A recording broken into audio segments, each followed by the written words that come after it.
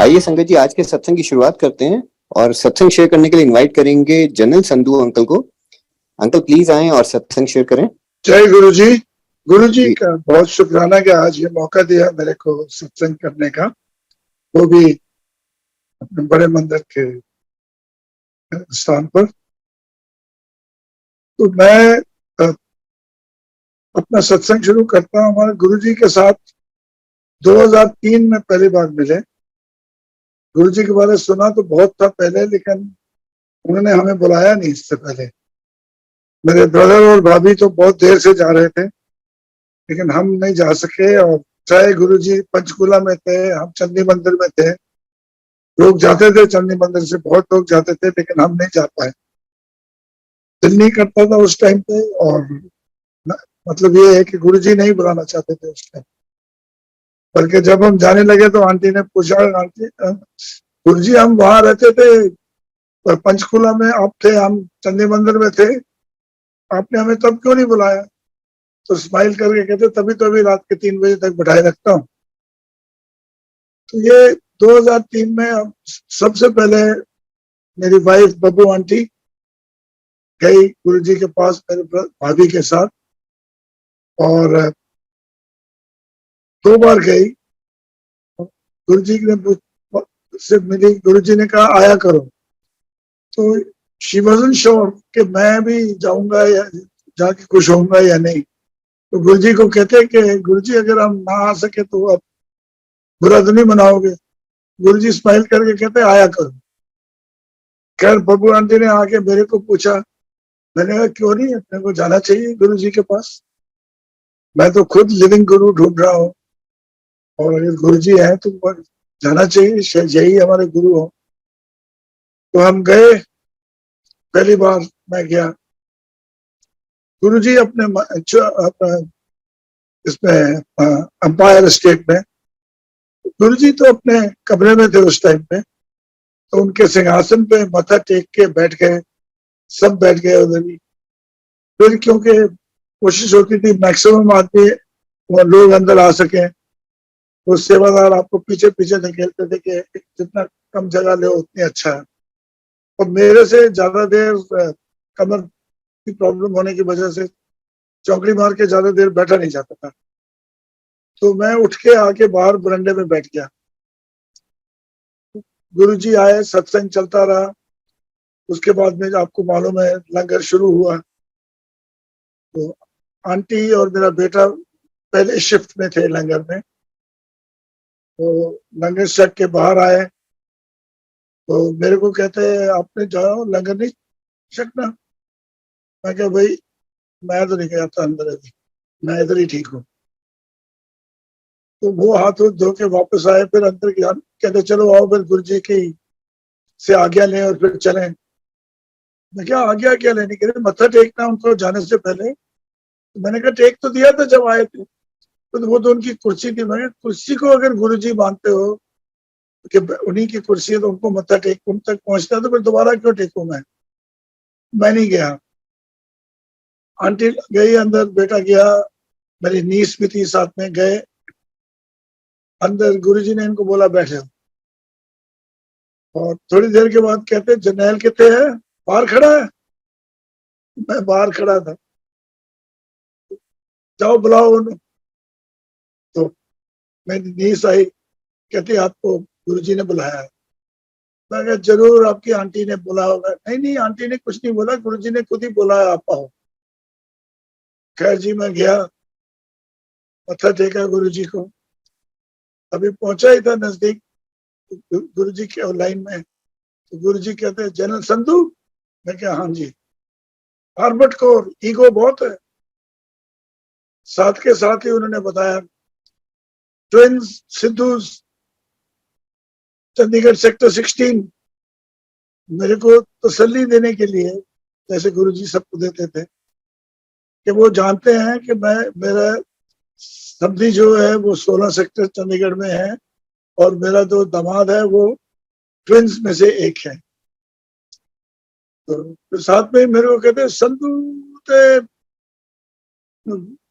जटा ने मुरासी होंगे है। That is a little insulting. but that was Guruji's way of nichoring you to see what your reaction or how you would be. तो मैं smile किया और मैं बैठो कहते, बस उस दिन से बैठे बैठे रह गए गुरुजी के पास ही। लेकिन फिर भी ना आंटी को और मेरे बेटे को रोज जब भी 4 दिन जाते थे हम, इनको खुशबू आती थी, मेरे को नहीं आती थी खुशबू, इनको अंदर घुसते ही खुशबू आती थी। और मेरे को गुरुजी हमारे पास से भी निकलते थे तो नहीं आती थी खुशबू, क्योंकि मेरा किंतु परंतु नहीं खत्म हुआ था। तो मैंने कहा गुरुजी को पहले टेस्ट करें गुरु है भी काम का या नहीं। तो मैंने कहा मेरे अपने मन में बोला, गुरुजी को नहीं बोला। मैंने कहा मेरे 5 लाख फंसे हुए हैं बिल्डर के पास पिछले 2 साल से, वो छुड़वाओ तो मैं आपको गुरु मानू। उसके बाद जी 2 हफ्ते वहां बैठे रहे।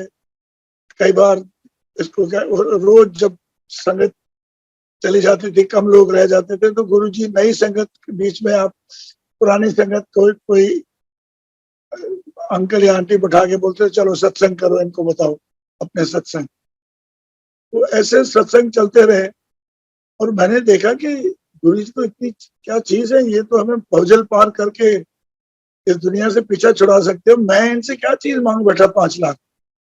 फिर मैं वहां बैठा बैठा ही अपने मन में बोला करूं, गुरुजी मेरे को मेरे 5 लाख नहीं चाहिए, मेरे को चाहिए, मेरे को बस भवजल पार करा देना, मैं आपका पक्का हो गया। खैर अगली बार हम चंडीगढ़ आए 2 हफ्ते के बाद, उस बंदे के पास गए, जाना ही था, हर बार जाते थे कि भाई वो पैसों का क्या होगा। थोड़ा सा प्रेशर डाला तो कहता जी आपको मैं 1 हफ्ते में दे दूंगा, मेरा बंदा हॉस्पिटल में बीमार है। एंड श्योर एनफ 1 हफ्ते के बाद उसका टेलीफोन आया, कहता जी आपके पैसे तैयार है। तो मैंने कहा दे रहा होगा, थोड़े बहुत पैसे दे रहा होगा। मैंने कहा कितने दे रहा है? कहता जी 5,30,000 30,000 डैमेजेस के तौर पे दे रहा हूँ। मैं कहा वेरी गुड। तो ये थे गुरुजी। जब मैंने मांगना ही बंद कर दिया फिर भी गुरुजी कहते नहीं मैं तेनों देंगा। अब गुरुजी के ना इसके बाद कोई शक छुआ नहीं रहा मेरे दिमाग में, पर फिर भी एक चीज रड़कती थी। वो मैं आंटी के साथ ड्राइव करते आ रहे थे गुरुजी के पास एक दिन शाम को अंपायर स्टेट में। तो मैंने आंटी को रास्ते में बताया, मैं क्या बाकी तो सब कुछ ठीक है, गुरुजी को मैं मान गया, सब कुछ है, लेकिन मैं ना इससे पहले गुरु नानक को अपना गुरु मानता था और यकीनन मेरे को किसी भी चीज की जरूरत होती थी, जो अरदास करता था गुरु नानक की फोटो के सामने, वो मेरी अरदास पूरी हो जाती। तो मैंने कहा अब मैं कैसे अचानक कि गुरु नानक को छोड़ के गुरु जी के साथ जुड़ जाऊं। ये बात हम कार में करते आ रहे थे। उस दिन शाम को लेट नाइट जब बैठे रहे तो गुरु जी कहते जनरल संधू बड़े मंदिर गया है? मैं क्या नहीं जी, कल ही जाओ, जाओ जोशी अंकल लेके जाएगा। तो अगले दिन मैं जोशी अंकल को बोला कोई बात नहीं हम पहुंच जाएंगे। हम गए और बड़े मंदिर में जाते ही क्या देखा, सामने मूर्ति शिव जी की, उसके पीछे गुरु नानक देव जी की फोटो। तो एकदम ज्ञान हुआ कि ये तो मैं तो गुरु नानक को समझ के अरदास करता था, ये तो हमारे गुरु जी ही थे। मतलब मेरे साथ जो प्रॉब्लम्स आई, जो मेरी मदद की, जो मेरी सहायता रही सारी जिंदगी भर जब से जन्म हुआ है, वो तो गुरु जी कर रहे थे। हम गुरु नानक समझ रहे थे, गुरु नानक तो जा चुके, तो गुरु जी थे, उन्होंने हमें अपनी छत्र छाया में लिया हुआ था। तो ये चीज उस टाइम पे आगे ज्ञान हुई। एक तो ये बहुत बड़ा ज्ञान आया उस टाइम पे, और दूसरा एक बहुत बड़ा ज्ञान गुरु जी के पास जाने से आता था कि जो उनके अपने आप सिलेक्ट करते थे कीर्तन। मुझे याद है हम एक सीडी ले गए थे, जो बड़ा अच्छा कीर्तन लगा था हमारे को, हम लेके गए थे। तो उधर डीजे अंकल को दे दिया था कि भाई इसको भी बुझा देना कभी। तो वो नहीं बजा तो हमने डीजे अंकल कहते मैंने गुरु जी को पूछा, गुरु जी कहते बताएंगे आपको जब बजाना। कोई ऐसा कीर्तन नहीं होता था जो गुरु जी खुद नहीं कहते थे डीजे अंकल पे आज ये कीर्तन बजाने। तो एक तो वो कीर्तन की अहमियत और एक सत्संग की अहमियत। ये दो चीजों की इतनी अहमियत है कि आप बैठे उधर सुनते थे कीर्तन, सत्संग सुनते थे, जो उस दिन आपके दिमाग पे कोई शक शुबा, कोई प्रॉब्लम या कोई भी चीज दिमाग में घूम रही है जो आपको तकलीफ दे रही है, सोच रहे हो आप कैसे करूं क्या करूं, उसका जवाब मिल जाए, या कीर्तन में मिल जाता था या सत्संग में मिल जाता था, उस दिन की सत्संग या उस दिन की कीर्तन। तो ये और एक बहुत बड़ी चीज मैंने देखी गुरु जी के साथ रह के, उनके शरण में एक बार आ गए तो फिर टोटल सरेंडर होता है और टोटल वही केयर करते हैं आपकी। हम कई बार इम्पेशेंट हो जाते हैं, और वो तो गुरु जी है, ब्लेसिंग्स देते हैं, गुरु जी संभालते हैं। अब मैं आपको कुछ सत्संग बताता हूँ जो हमारे साथ बीते हैं, जिसमें गुरु जी की दया रही है। एक तो आंटी को ना 12-13 साल से चक्कर आते थे, मैनियर्स डिजीज बोलते हैं, कान में पानी और प्रॉब्लम है। आंटी के अपने मामा जी हेड ऑफ डिपार्टमेंट थे पीजीआई में ईएनटी के, लेकिन वो भी नहीं उसका इलाज कर सके, कोई इलाज नहीं हुआ उसका। और फिर एक मऊ में एक हमारे को होम्योपैथ मिला, उसकी दवाई से थोड़ा सा जब इनको अटैक आने लगता है थोड़ा आराम मिल जाता था, तो उससे थोड़ा सा ठीक रहते थे, चलते रहते थे। अब गुरुजी के पास जाते हमें मुश्किल से मेरे ख्याल 2-3 हफ्ते हुए थे। आंटी आके कहती है एक दिन घर में, गुरुजी से वापस आए थे, अब मेरे को गुरुजी ठीक करेंगे। गुरुजी से कोई बात नहीं की, कहते गुरुजी ठीक करेंगे, मैंने आज से दवाई नहीं खानी। मैं कहा बेवकूफ मत, उठा के दवाई खिड़की से बाहर फेंक दी। कहते वो गई, अब मैंने दवाई नहीं खानी, अब गुरुजी ठीक करें। 15 दिन आंटी को ऐसा अटैक आया, अगले दिन बिस्तर से इतना बुरा अटैक आज तक नहीं आया। 15 दिन तक चला, मामूली सा सिर हिलाती थी तो एकदम चक्कर शुरू हो जाते, बाथरूम में जाना पकड़ के ले जाना पड़ता था कि गिर ना जाए, ये हालत हो गई। इतना बुरा कभी नहीं आया था पहले, 15 दिन तक आया। 15वां या 16वें दिन रात को आंटी को सपना आया, गुरुजी खड़े हैं, अपने सिर को पीछे से मर रहे हैं,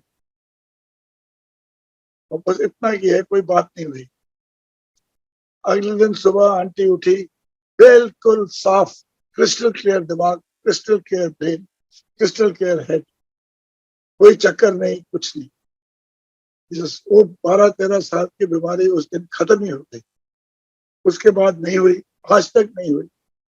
थोड़ा बहुत कई बार हल्का सा थोड़ा सा इफेक्ट सा दिखता है कभी कभी, वो फट दवाई खा लेती है, ठीक है, पर कोई मतलब वैसे पहले की तरह नहीं।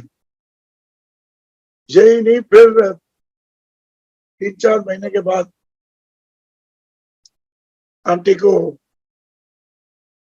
आंखों में थोड़ी प्रॉब्लम हो गई, तो आरआर हॉस्पिटल है जो आदमी हॉस्पिटल उधर गए, उन्होंने देखा और उन्होंने बोला कि आपका रेटिना इफेक्ट हो गया आंख का, और इसके लिए आपको कुछ स्ट्रॉन्ग दवाइयां खानी पड़ेंगी।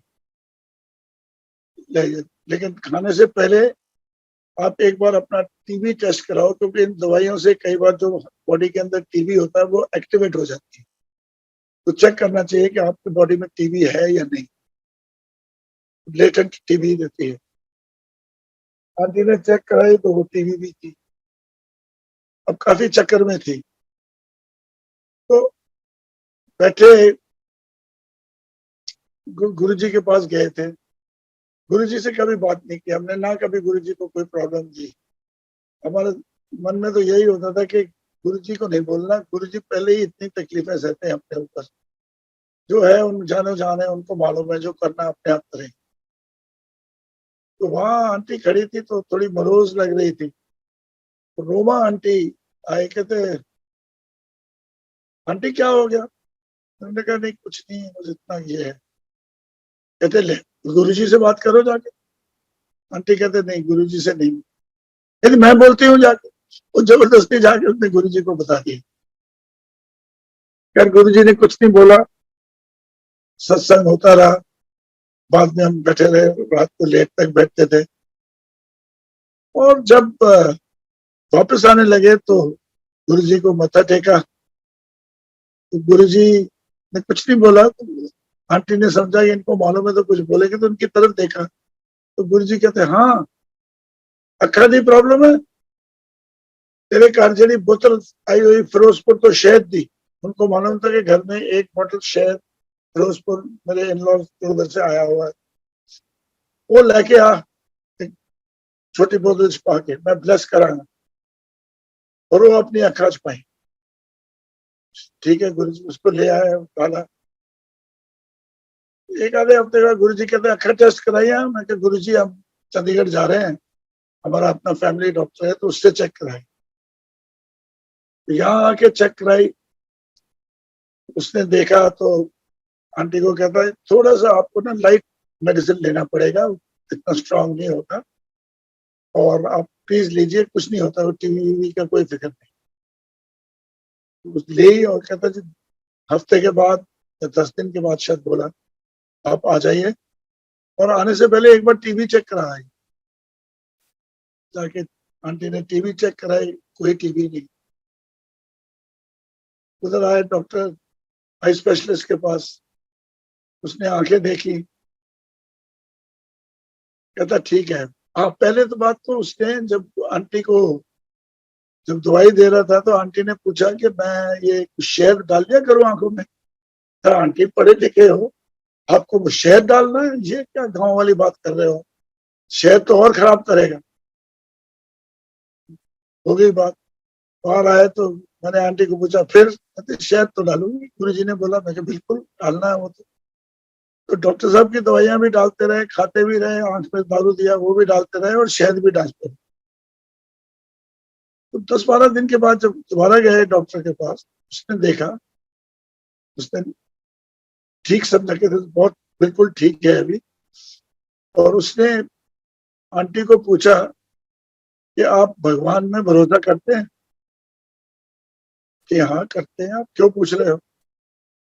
इससे आपकी आंखों को मैंने नहीं ठीक किया, भगवान ने ठीक किया। कहती ऐसे कैसे कह सकते हो आप?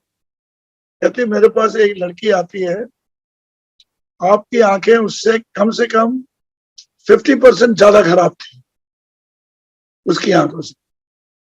वो यही दवाई जो मैंने आपको दी, यही दवाई वो पिछले 3 महीने से ले रही है, अभी तक उसकी आंखें ठीक नहीं, और आपकी आंखें ये 10-12 दिन में ठीक हुई। कहते मैंने या मेरी दवाई ने नहीं किया, ये तो भगवान ने किया। ये थे हमारे गुरु जी।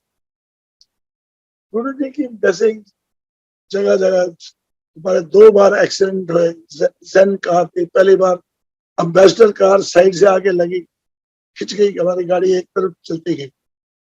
हम वहां 5 लोग थे गाड़ी में, 5 को स्क्रैच भी नहीं आया। गाड़ी डैमेज हुई, गाड़ी की रिपेयर भी वो अम्बेसडर वाले नहीं, गवर्नमेंट की गाड़ी थी, उन्होंने रिपेयर करा के दे दी, हमारा कोई खर्चा भी नहीं आया।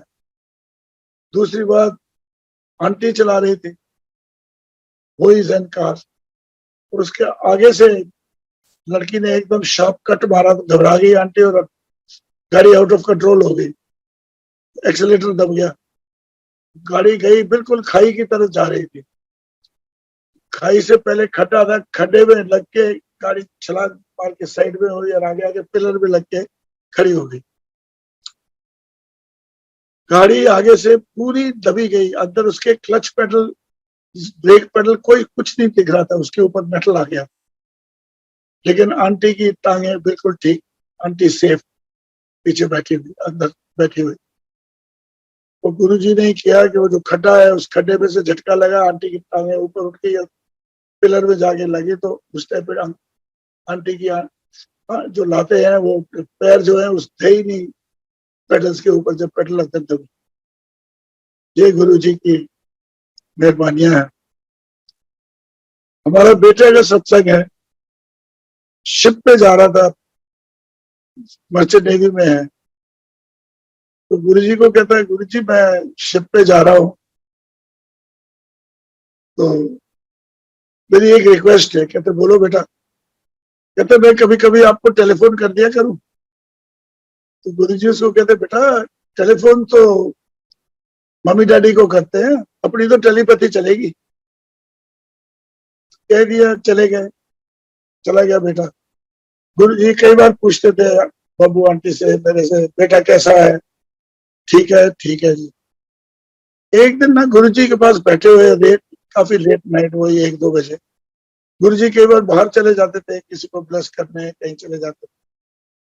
जाके वापस आए तो गुरुजी लड्डू लेके आए साथ में, तो सबको एक एक लड्डू बांट रहे थे, आओ प्रसाद लो। सबको एक एक लड्डू दे रहे थे। बब्बू आंटी को 2 लड्डू दिए। बब्बू आंटी मेरे पास आई, कहती गुरुजी ने 2 लड्डू दिए, एक लड्डू अपने बेटे के लिए दिया जरूर। इतना बोल ही रही थी, जब जोशी अंकल आए, कहते आपका बेटा टेलीफोन के ऊपर है, आपसे बात करना चाहता है। उसने जोशी अंकल का नंबर दिया हुआ था।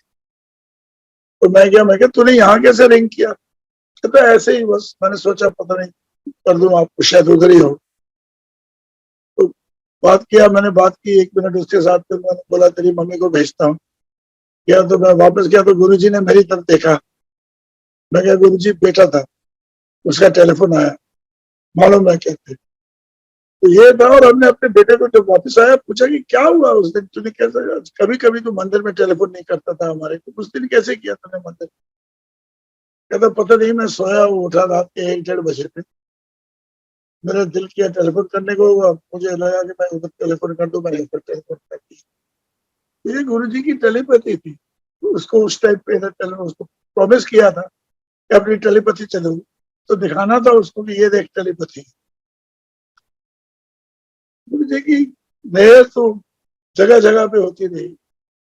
गुरुजी बद्दी गए, पहली बार जब गए बद्दी में उधर के मंदिर का उद्घाटन करने,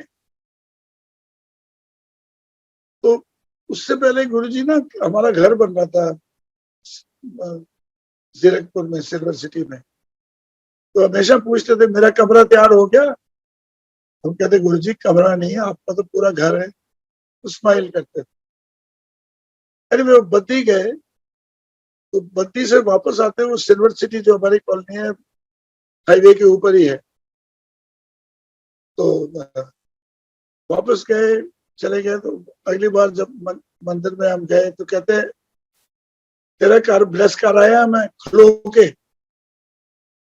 अच्छा गुरुजी बहुत मेहरबानी है आपकी। और मेरे को पूछते हो तेरा नेबर कौन है? मैंने कहा जी जनरल ढिल। कहते थे नहीं, वो थे, तेरा नेबर कौन है? उस टाइम पे हमारे घर के अलावा एक घर और बन रहा था इधर, और कोई घर नहीं थे आसपास।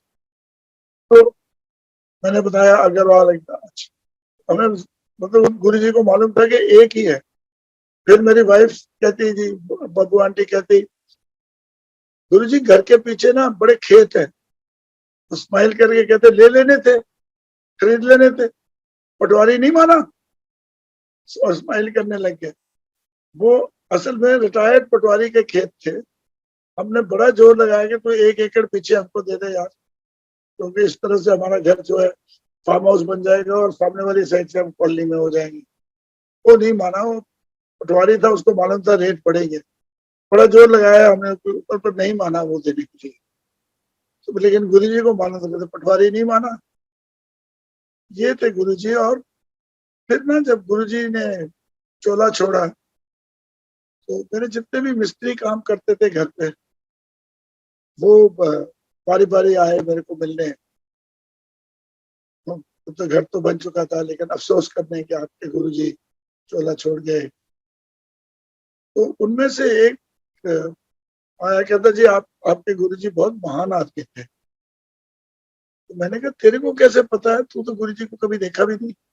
कहते नहीं जी देखा है। क्या तूने कब गुरुजी को देखा, पहचानता कैसे? कहते जी आपके घर में मैंने फोटो देखी उनकी, पेंटर था ये, फोटो देखी गुरुजी की, और वो यहाँ आए थे। कहाँ आए थे? कहते अपने गेट पे, जब हम पेंट कर रहे थे घर को, गेट पे आए थे। नीचे कार में से बाहर निकले, गेट पे खड़े हुए और मेरे को पूछते जनरल संधू किधर है? दिल्ली में है। और फिर बैठ के चले गए। Now this was the same time जब गुरुजी बद्दी से वापस आ रहे थे और बद्दी विपी वगैरह साथ में थे उनके। मैंने पूछा भैया गुरुजी कहीं उतरे थे, गए कहीं? मैंने बिल्कुल नहीं, सीधे वापस गए। तो ये थे गुरुजी, एक ही टाइम पे एक जगह से ज्यादा पे हो सकते थे और ब्लेस करते थे। ये कुछ गुरुजी के बारे में मैंने कहा मैं आपको बताऊं। गुरुजी कितना ध्यान रखते थे सबका। क्लेयर फॉर्म का जो सत्संग होना था, फौजियों की ड्यूटी लगाई थी कि फौजी करेंगे ये सत्संग, तैयार फौजी तैयारी करेंगे।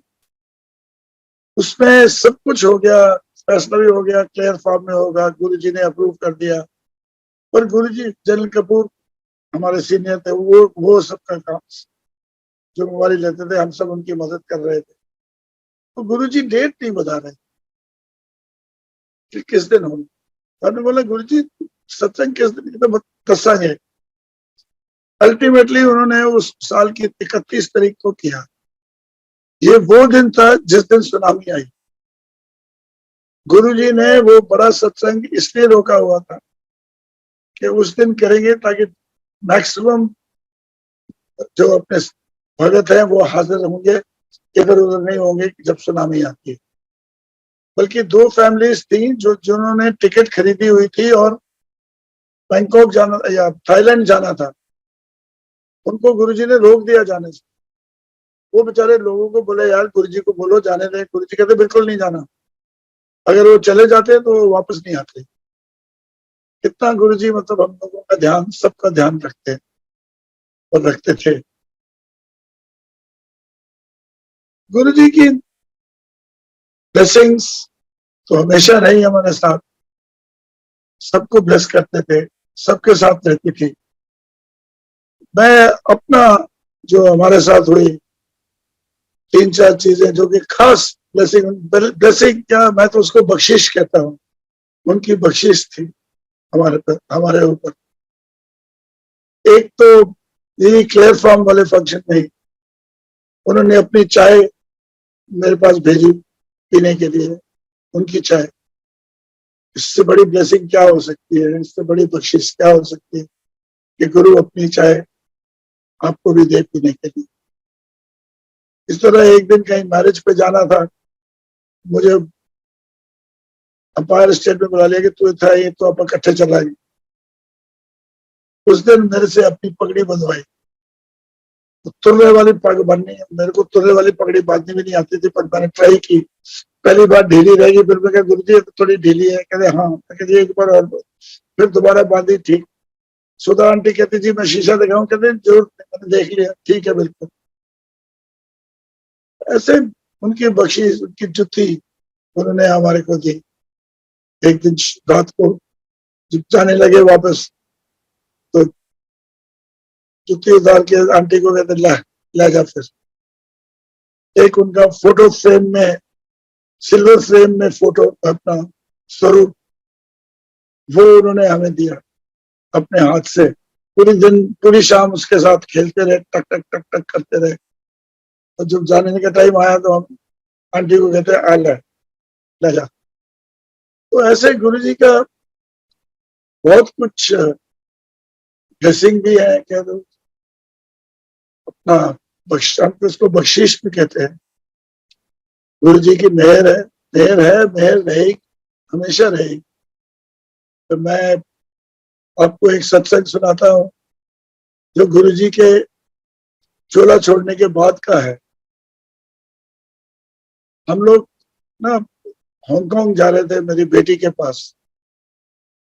तो पीछे मेरे पास एक गोरखा लड़का था घर में देखने के लिए, छोटा था। तो मैंने सोचा कि कोई जिम्मेवार आदमी आ जाए तो अच्छा है। तो हमने गांव से पता किया, तो वहां पे एक चोपड़ा साहब कई बार आते थे। तो वो कहते मैं अकेला हूँ, मैं चले जाता हूँ उधर। तो वो आके हमारे घर में आया, हम बड़े खुश। 80-82 साल के आदमी थे, पढ़े लिखे थे, बड़े पाठ पूजा करने वाले थे। हम तो बड़े खुश, हमने कहा चलो अच्छा चोपड़ा अंकल आ गया, उनके लिए खाने खुने का सब तो गोरखा था ही खाना बनाने के लिए। सब कुछ करके हम बड़े खुशी खुशी गए।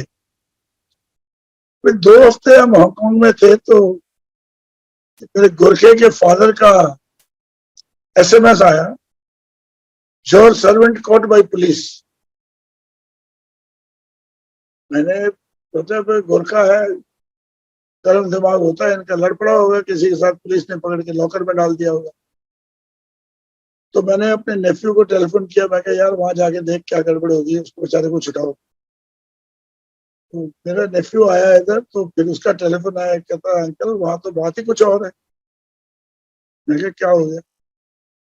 कहते जी वो गोरखा तो ठीक ठाक है, इंटेलिजेंस वाले आए थे, वो चोपड़ा अंकल को उठा के ले गए। मैं कहा उसको क्यों ले गए? कहते जी जब पंजाब में अतवाद थे उस टाइम पे उनका किसी केस के साथ ताल्लुक है, तो उसके लिए उसको उठा के ले गए, वो तो उनकी वांटेड लिस्ट में थे, तो उठा के ले गए। मेरे तो जमीन के नीचे, पैरों के नीचे से जमीन निकल गई। मैंने कहा यार अब 3 स्टेटों में टेररिस्ट के साथ लड़े हैं, पंजाब में, अपना कश्मीर में, असम में, और मेरे घर में ही ये होना था। और वो भी मेजर जनरल कल को टीवी के ऊपर तो लोग तहलका मचा देंगे, हमारी बेइज्जती कर देंगे पूरी। Army general house terrorist caught में बहुत मतलब टेंशन में आ गया एकदम। तो जब टेंशन में आते हैं तो कौन? गुरुजी याद आते हैं। गुरुजी का स्वरूप मैं अपने फोन में रखता था हमेशा। मैंने स्वरूप देखा, सुबह शाम नमस्कार करता था, तो मैंने निकाला स्वरूप, मैं कहा गुरुजी ये क्या होता है? ये मैं तो नहीं सह सकूंगा इसको, आप देख लीजिए क्या कैसे। तो अगले दिन मेरे नेफ्यू की मैसेज आई कि चंडीगढ़ ट्रिब्यून को खोलो और आज की ट्रिब्यून को, और उस पर पढ़ो क्या लिखा। उसको खोला तो उसमें लिखा था कि चोपड़ा अंकल को अपना चंडीगढ़ में किसी नाके में पकड़ा है। मेरे घर का नाम ही नहीं था उसमें, और पुलिस वालों ने या इंटेलिजेंस वालों ने मेरे से कोई बात नहीं की, ना आज तक कुछ बात की है। अभी तो खैर चोपड़ा साहब भी छूट गए हैं, बरी हो गए हैं, अपने घर आ गए हैं। पर ये गुरु जी के मेहर है कि किसी के घर में टेररिस्ट पकड़ा जाए या टेररिस्ट से लिंक किया हुआ आदमी पकड़ा जाए और उससे कोई पूछताछ नहीं हो रही। सिर्फ गुरु जी कर सकते हैं ऐसी चीज, ऐसा बचाओ।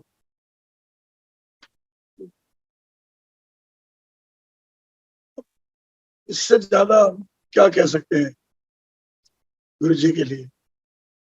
और भी ये मैंने देखा, अभी गुरु जी नहीं है लेकिन उनके स्वरूप के आगे जब हम नमस्कार करते हैं, कई बार दिमाग में कोई प्रॉब्लम होती है तो उसकी सोल्यूशन मिल जाती है।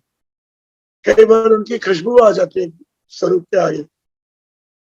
कई बार मैंने देखा है आपके दिमाग में कोई बात आ जाती है कि आप ऐसे करो। जब गुरु जी के चरणों में आप नमस्कार कर रहे हो और ऐसी बात आती है, तो मैं मानता हूँ कि गुरु जी ने ही आपको बोला है करने के लिए। और गुरु जी और डायरेक्टली 1 to 1 बात तो नहीं कर सकते, ऐसे ही उनके हुक्म, उनकी ब्लेसिंग्स, उनकी बातें सुनाई दे सकती है। तो ये भी एक बहुत बड़ी चीज है कि गुरु जी आज भी हमारे साथ हैं और हमारे साथ रहेंगे हमेशा। मेरा ख्याल बस इतना ही मैं कहूंगा, ज्यादा इससे ज्यादा बोलने को तो बहुत कुछ है, बट आज के लिए इतना ही काफी है। जी जय गुरु जी अंकल। जय गुरु जी। हमारे पास टाइम है, अगर आंटी अगर कुछ सत्संग शेयर करना चाहें तो वो भी कर सकते हैं। आंटी जी मैं पूछ लेता हूं। जी हाँ जी, जय गुरु जी। जय गुरु जी आंटी। हाँ जी, what would you like me to share? जी आंटी, आप अपने सत्संग शेयर कर सकते हैं। Uncle suddenly surprised me. गुरुजी की मेरे राजे इतनी ज्यादा है कि उनकी गिनती तो हो नहीं सकती, है ना। मेरे को तो गुरुजी ने इतनी मेहर करी कि मेरी प्रॉब्लम्स दूर करी। पर्सनल सिकनेस जो थी, एक तो मेरी आंखों की प्रॉब्लम थी। I had choroiditis. You know, it's a condition which is progressive and it's very debilitating. तो वो गुरुजी ने मेरी पटाख से ठीक कर दी और बोला जाओ शहद लेके आओ। मैं जब डॉक्टर के पास गई तो उन्होंने मेरे को कहा कि आपको स्टेरॉइड्स लेने पड़ेंगे। वो मैं लेने से घबरा रही थी, तो हालत मेरी आंखों की खराब थी। तो जब गुरुजी के पास गए तो मैंने बोला तो नहीं, पर उन्होंने खुद ही मेरे को बोला क्या कहता है तेरा डॉक्टर। मैंने कहा डॉक्टर कहता है जी कि स्टेरॉइड्स लेने पड़ेंगे और स्टेरॉइड्स लेने से कई बार आपकी लेटेंट टीबी जो आपके अंदर होती है, जो हमको बचपन में इंजेक्शन दिए जाते हैं, उसकी वजह से वो एक्टिवेट हो जाती है। तो कहते कुछ नहीं, कोई टीबी शीबी नहीं, जाओ ले आओ अपना शहद लेके आओ जेड़ा तेरा फिरोजपुर वाला है। तो अब गुरुजी को ये तक मालूम था कि जो शहद हमारे घर में होता है वो मेरे मायके से आता है। अब ये कोई ऐसी बात तो है नहीं जो हम गुरुजी के साथ शेयर करते थे, but that is how he would let you know that I know all about your life. I know everything happening in your life. तो गुरुजी ने वो शायद ब्लेस करके दिया। उसके बाद हम लोग यहाँ चंडीगढ़ आ गए। यहाँ आने के बाद आंखों में डाला शहद और दवाई भी थोड़ी ली मैंने, स्टेरॉइड्स भी लिए लाइट डोज यहाँ के डॉक्टर को दिखाने के बाद। अंकल बता रहे हैं कि उन्होंने ये शेयर कर दी, तो फिर I will cut this short because he is already explain this to you. तो गुरुजी कि मेरे सब पे ये नहीं कि ऐसा नहीं कि वो खाली जो उनके पास संगत आती थी उन्हीं की मेहर होती थी, जो जो घर पे भी होते थे या उनका पूरा परिवार होता था, वो हमेशा कहते थे कि एक घर का मेंबर फैमिली का भी मेरे पास अगर आ जाता है तो सारी फैमिली ब्लेस्ड होती है, सब पूरी फैमिली का कल्याण होता है। बल्कि वो ये भी कहते होते थे कि मैं औरतों को इसलिए, आंटियों को इसलिए ज्यादा ब्लेस करता हूँ क्योंकि लेडीज हमेशा अपने पूरे परिवार का भला मांगती हैं, अपने सारे मायके, अपने ससुराल, अपने बच्चे, अपने हस्बैंड, अपने फ्रेंड, सबके लिए वो ब्लेसिंग्स मांगती हैं। एंड ही वुड से कि जो मेन फोक होते हैं वो खाली अपनी ओन स्पिरिचुअल एडवांसमेंट या you know growth in their own sphere, जिसमें भी, जिस फील्ड में भी हो, उसके लिए मांगते हैं। लेकिन जो लेडीज होती हैं वो हमेशा पूरे परिवार का भला मांगती हैं। तो कहते मैं हमेशा लेडीज को ब्लेस करता हूँ। सो ऐसे गुरुजी की मेरे बरसती रहती थी राजे सारा टाइम। हम उनको याद करते हैं, उनकी महिमा करते हैं और उनकी ब्लेसिंग्स एंजॉय करते हैं। गुरुजी के कुछ उसूल थे जो मेरे ख्याल सबको मालूम होने चाहिए। जो जो गुरुजी के संगत में रहे हैं वो तो सब बहुत अच्छे से जानते हैं, लेकिन जो बाद में जुड़े हैं उनके लिए कुछ हिदायतें जो गुरुजी की कही हुई हैं। और आई फील के जो संगत गुरुजी के साथ रही है उनकी बड़ी जिम्मेदारी है कि वो बिल्कुल सही तरीके से वो नई जुड़ने वाली संगत को बताए। तो गुरुजी तो ये कहते होते थे कि नीवे होके रहो, ह्यूमिलिटी में रहो, ईगो को त्यागने के लिए कहते थे, नेगेटिविटी को छोड़ने के लिए कहते थे, और ये कहते थे कि जो इस दरबार में आए अपने लॉजिक, अपना थिंकिंग माइंड, अपना इफ्स एंड बट्स जो है वो जोड़ों के पास छोड़ के आए, क्योंकि यहाँ तो सादगी से, यहाँ चुस्ती चालाकी नहीं चलती। गुरुजी तो जानी जान होते थे, उनको तो सबका आगे पीछे इतने दफा हमने सुना कि जो कोई आता था उसको 1 मिनट के अंदर वो सारा उसका आगे पीछे का बता देते थे। हैरानी होती थी कि कैसे गुरुजी ये सब कर लेते हैं, बट तब तो समझ नहीं थी, अब तो मालूम है कि वो तो साक्षात परमात्मा है। तो सादगी में रहने से, और हमेशा कहते थे कि घर में अपने पीस हार्मनी के साथ रहो, हस्बैंड वाइफ एक दूसरे के साथ फ्रेंड्स के जैसे रहें, और अपने बच्चों को अच्छी सी तरबियत दें। ये गुरुजी की बातें।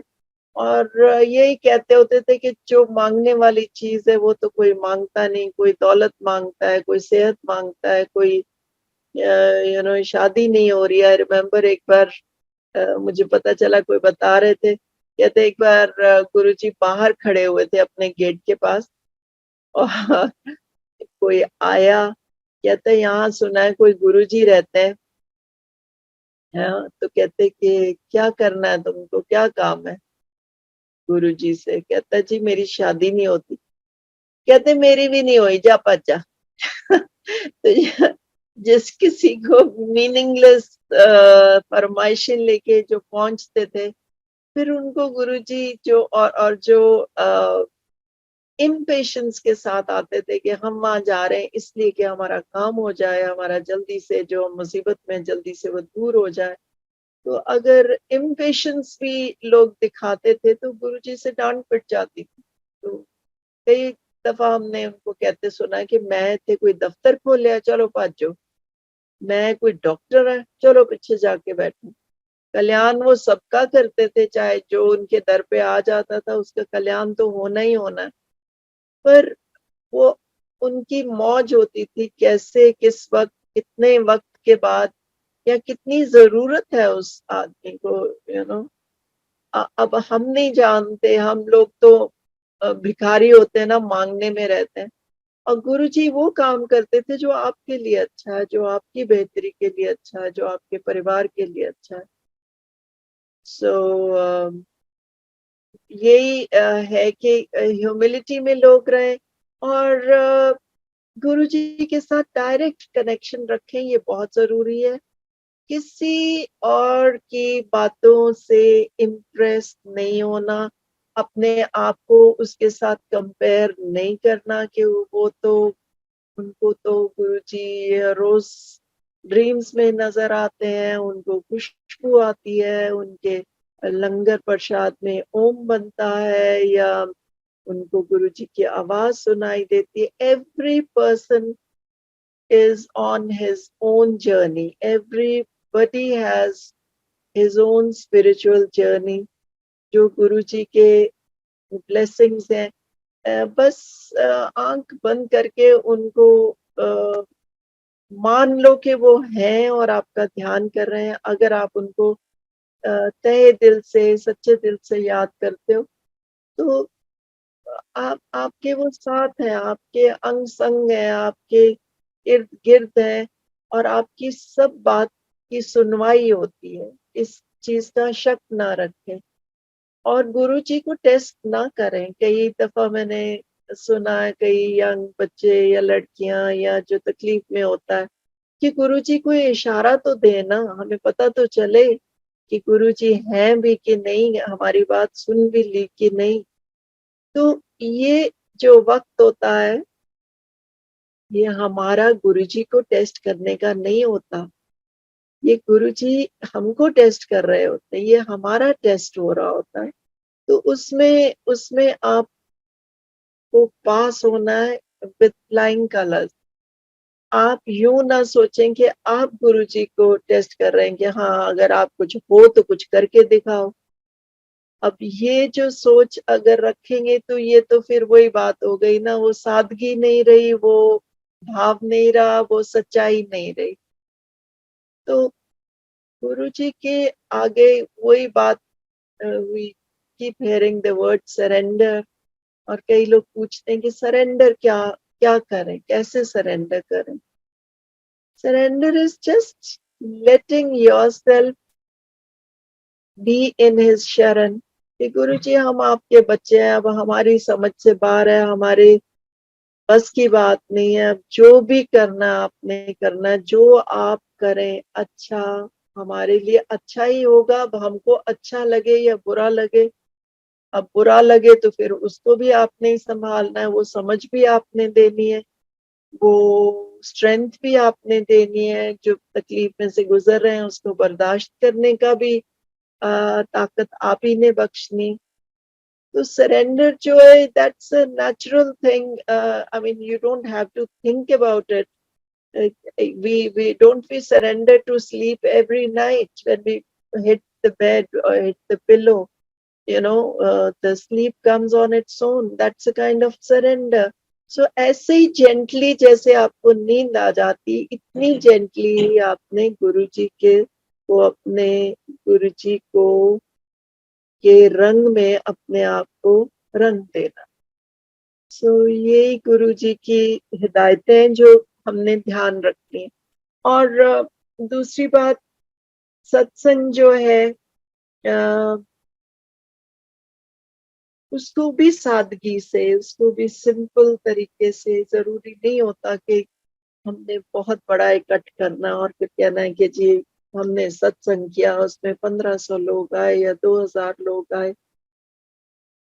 जब शुरू में गुरुजी के सत्संग शुरू हुए थे गुड़गांव में, तो किसी ने आके बताया कि जी ऐसे हमने बहुत अच्छा सत्संग किया, हमने बहुत अच्छे से ऑर्गेनाइज करा, केटरर्स बुलाए। तो गुरुजी कहते फिर वो पार्टी थी, वो सत्संग तो नहीं था ना। सत्संग तो वो होता है जो दिल से खुश होके अपने हाथों से खाना बना के और खुद सेवा करके करो। So keep things simple and that is what makes Guruji happy. Keep things as simple as possible. I know we get carried away. खुशी भी होती है, करने को दिल भी करता है कि गुरुजी का नया चोला आना चाहिए। अब मुझे बताओ, गुरुजी को चोलों की जरूरत है, वो तो सारी जहान के मालिक हैं। वो नए चोलों से खुश नहीं होते, वो आपकी थॉट्स, आपकी फीलिंग्स, आपकी जो दिल की खुशी है उससे खुश होते हैं। So that's all I have to say. And गुरुजी आप सबको ब्लेस करें, आप ये सब के परिवारों पे मेहर करें। So with those words, I think I'll beg your leave